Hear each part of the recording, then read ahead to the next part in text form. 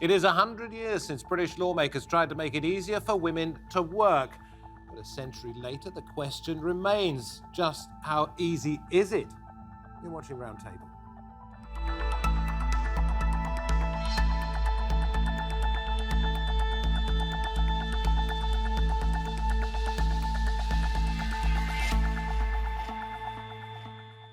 And a very warm welcome from me, David Foster. In 1919, the Sex Disqualification Act allowed women in the UK and Ireland to join the legal profession, and it paved the way for other laws that lifted restrictions on training and employment of women. But obstacles still remain when it comes to fairness.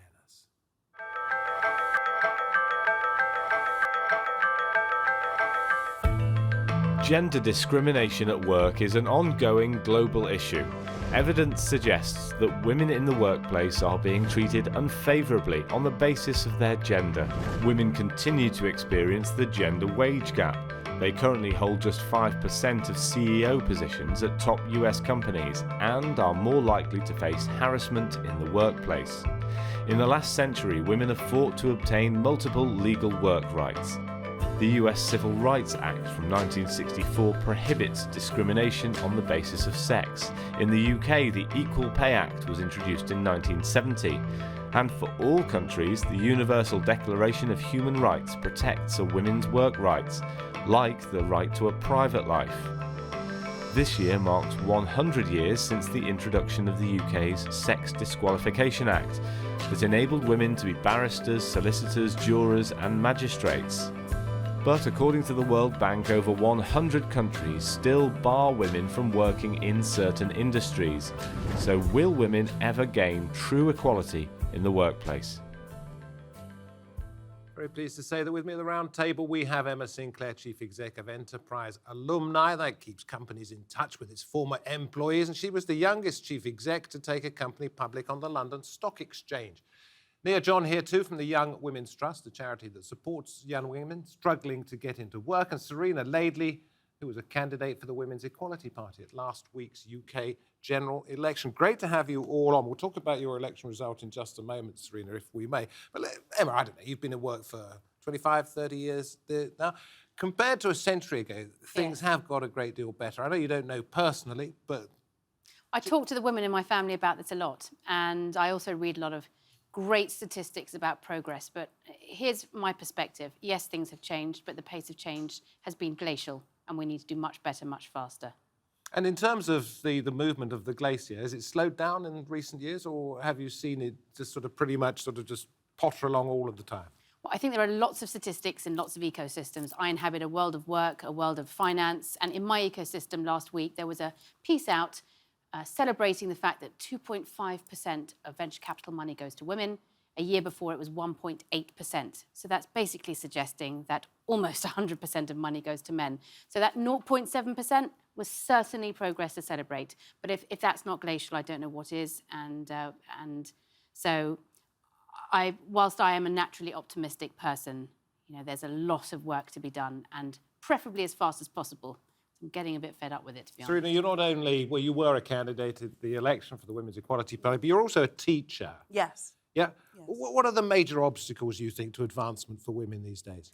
I believe that the total advancement for women is that we need better support, especially in schools, where 70% of teachers are females, and they're paying out their pockets for school supplies and working overtime. There's not much support there. But that would be the same whether you were a man or a woman, if the school didn't have enough money for pencils and erasers and things. Yes, in that sense. Yeah. However, women tend to put more into their employment. They're more emotionally involved. They care more in the work that they do more than men do. Okay. Nia, you said you've been in 0-hours contracts when we were talking about this programme before we went on air. And you now help other women in similar positions, young women in particular.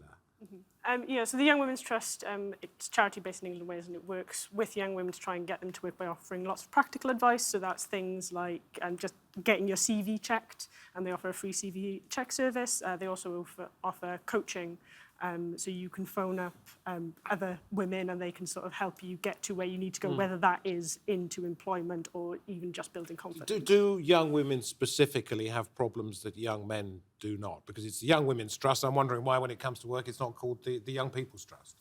Yeah, young women do have particular problems, and there are lots and lots of different problems that all sort of work together to, cause the Young Women's Trust to need to exist as opposed to the Young People's Trust. So these basically boil down to sexism more than anything, but it's things like, being a parent, that still falls more on women than it does on men. It comes down to the types of work that women tend to do being valued less. And just plain old fashioned sexism and the idea that I can't do a job as well as the boys. We will talk about why these prejudices and bias still exist. Yeah. When we've heard from Allyson Zimmermann, she's from Catalyst. I spoke to her in Zurich. She wasn't able to join us for the programme, but she came on Skype. She works for Catalyst, which campaigns to improve opportunities for women at work. She says, yes, it has been, as you said, a little bit snail-paced. There has been progress if we're looking over 100 years. But even if you look at recent change, it's been quite slow. And one example is if you were to look back to gender equality, women were making, I think, 10 cents more now than they did decades ago. So progress is still very slow. But when you look at the fact that 100 years ago, women weren't allowed to carry out certain jobs, there were very few of them staying on into later life, they were going off having families, not returning to work. There's been a massive societal shift. It's just the fundamentals of pay and treatment, is it? Well, I mean, we want to celebrate the inroads that women have had. I mean, getting the right to vote, if we're looking back, 100 years. We absolutely want to celebrate that. But when you look at change, when you look at the top companies, and I'm Swiss and American, so I'm going to highlight the American briefly. If you look at a country that has been working at this for the last 100 years quite extensively, men still hold 95% of the top CEO roles. So that means women are getting roughly 5 to 6% of those top jobs. And the progress is just simply too slow.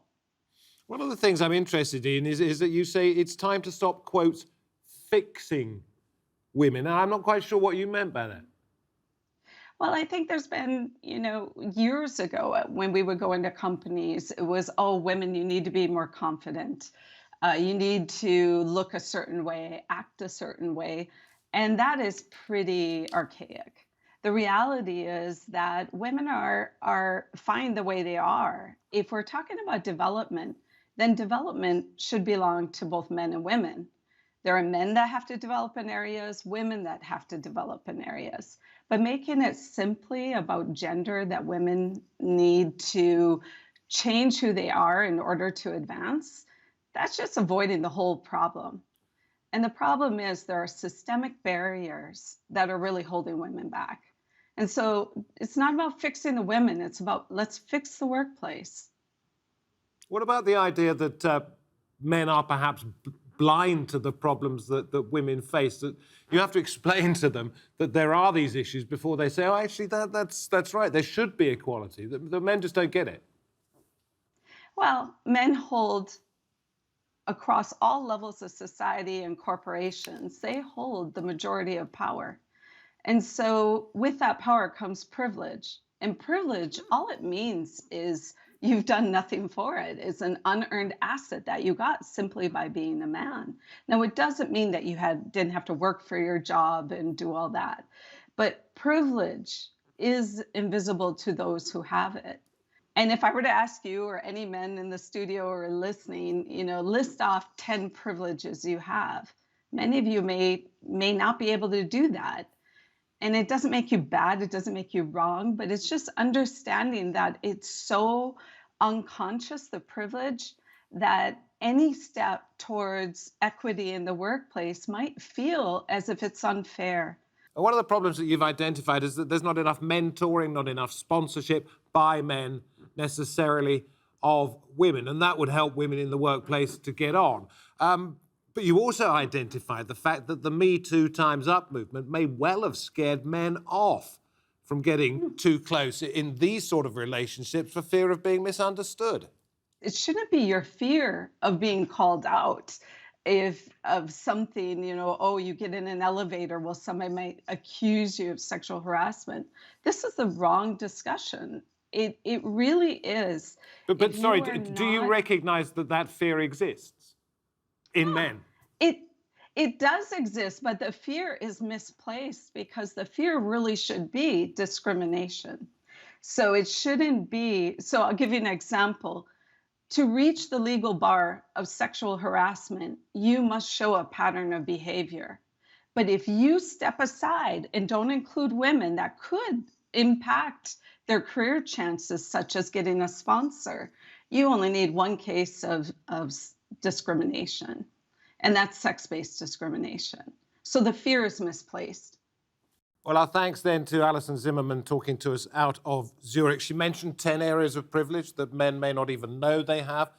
Think about each one of you, one area of privilege that I as a man may have that I'm unaware of, and we'll get towards that at the end of the programme. But Emma, when it came to what she was saying, what's resonated with you the most? Almost everything. As you can imagine, and I imagine the same for everyone around this table.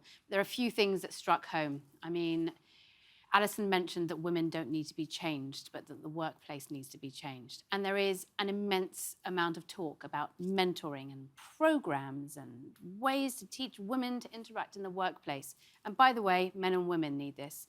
But I really think we need to change the narrative and move it away from mentors, because I'm fine. I have mentors, you have mentors, we all have mentors. We need champions, not mentors. We need people who, behind closed doors, smack their fists on the table and demand change where change isn't taking place.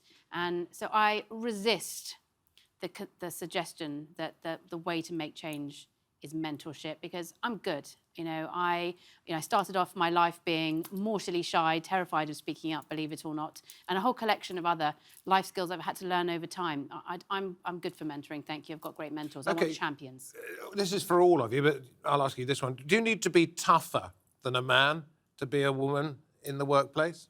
I mean, I think we should try and get to the point where that's not a question we're asking, because I think, as we've talked about... But today it is. Today it is, yeah. I do think that you need to advocate for yourself a little bit more, and you do need to... That means not put up with the, Yeah, you do need to the nonsense, shall we put it that way? Yeah, you do need to not put up with the nonsense, but I think part of the problem is, as Allyson was saying, was talking about changing women. And actually, it shouldn't be a case where, you can get to the top if you're tough enough.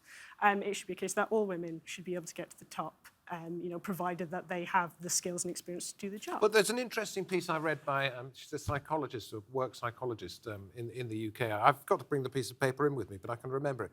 She said a man might say, OK, I've done a good job, and I award myself 10 out of 10. A woman might say, I've done a great job, I'll give myself 10 out of 10, but on the other hand, I could improve on this, I could improve on that other area there. In other words, men are just sort of binary, black and white, job done, that's it. But women, I don't want to put words in their mouth, perhaps care too much. Yeah, we do care too much. However, men already assume that they don't need to improve, so their logic of self-improvement is not there. Whereas women, we do care too much. However, we put too much pressure upon ourselves, trying to fit into societal norms, which needs to be broken down.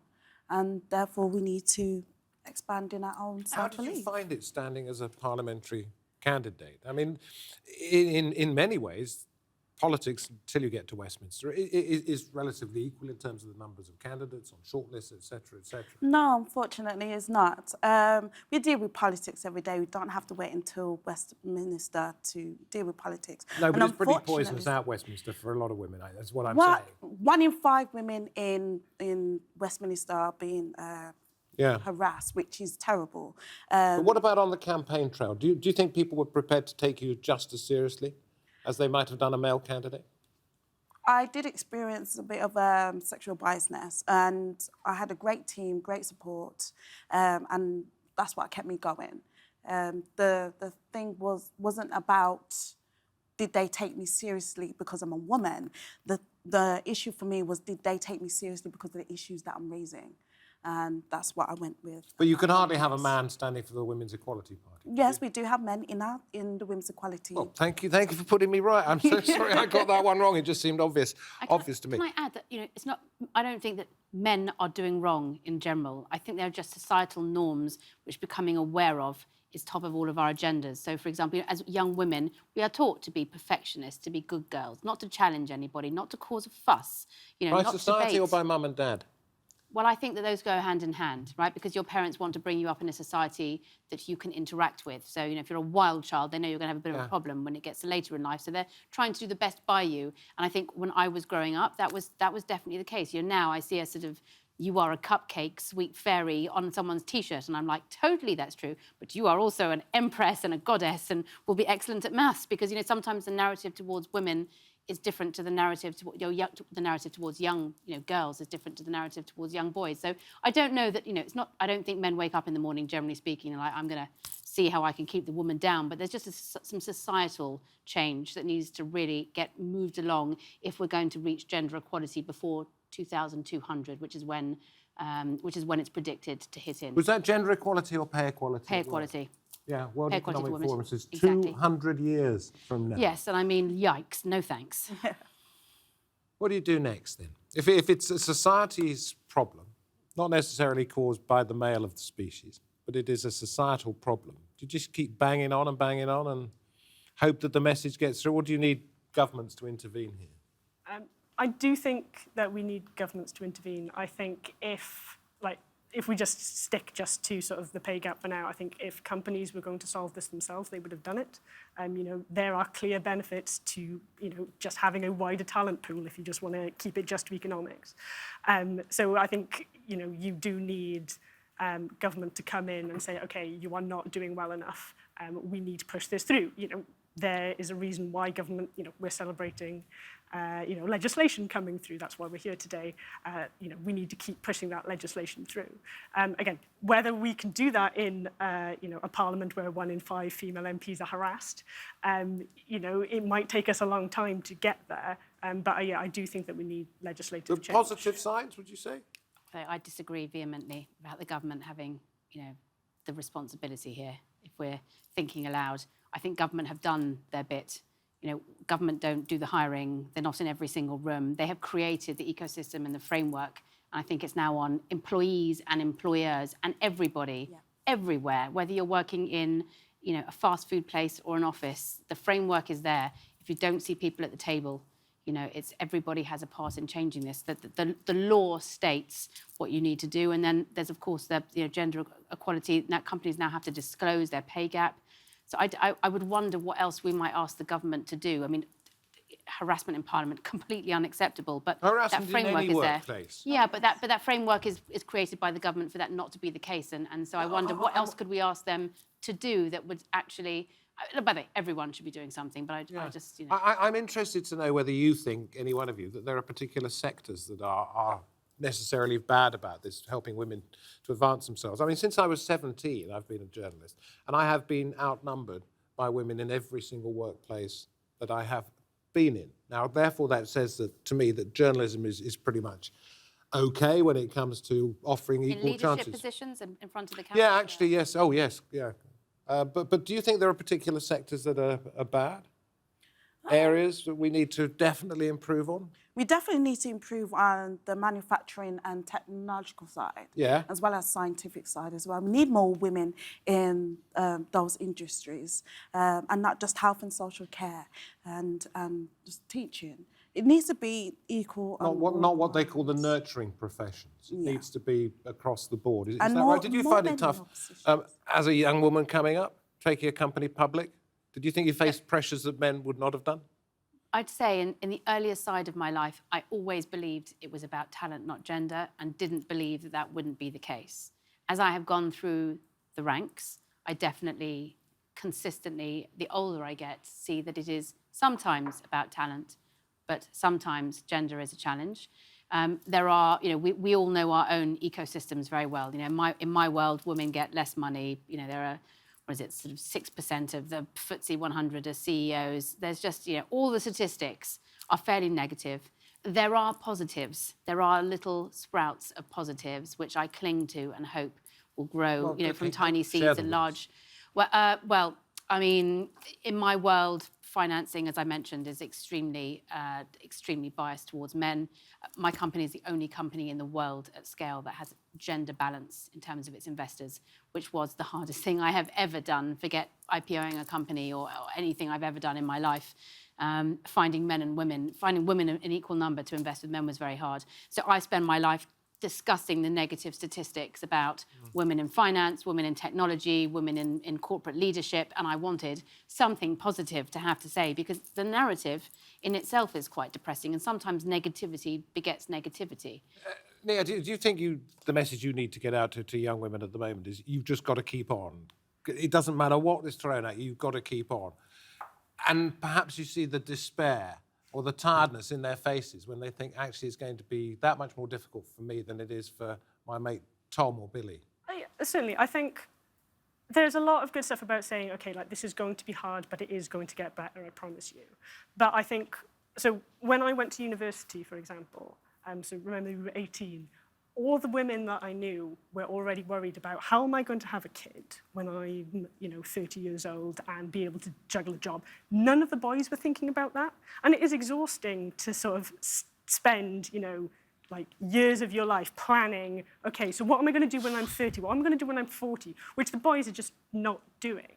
Like, I never had that I conversation. don't know whether you can change that, though, can you? Because, I mean, men aren't ever going to worry about having babies because they can't have babies. But they can take part in childcare rearing. Well, of course they can, and a lot of men do. But I'm saying it's not something when you're 20 years old you think of worrying, gosh, if I have a child by the time I'm 20... women do these things for a very obvious again, reasons. that's the pressure of society putting that on, No, it's the pressure women of that nature. have to think about childbearing and make sure they're not too old to have children, and they've got to think about... So we've got to break that societal norm that both men and women, both Which the father and the mother... leads me must to the take part. privilege thing. As a male, I'm privileged because? In the workplace, let's say? Well, in the workplace. Again, just you do not think about parenthood as something that is going to affect your career. You've just done it there, where you've thought, okay, if I become a parent, that's going to have no effect on my career. I'll still be able to come into the office when I want and leave when I want. That's something for, your partner to... Emma, unless it's a brilliant one, I could miss this one out and just go on to one bit of advice you might Your have. network.